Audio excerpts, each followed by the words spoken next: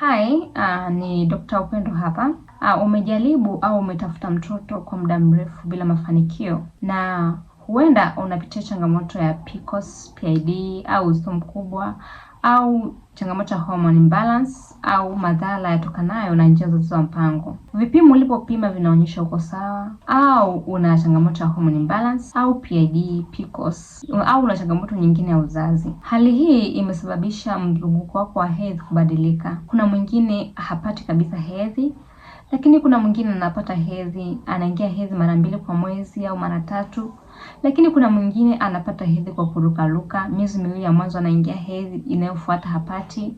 Lakini kuna mwingine ambaye hapati kabisa siku zake za ovulation. Kuna mtu ambaye anaingia hedhi vizuri, lakini siku zake za ovulation hapati, na kumaanisha siku za hatari. Lakini kuna mwingine ambaye hapati hedhi, lakini hapati kabisa siku zake za hatari. Lakini kuna mtu ambaye anaingia hedhi vizuri, anashika ujauzito, lakini mimba inaporomoka, nikimaanisha labda mfuko wake wa kizazi umelegea.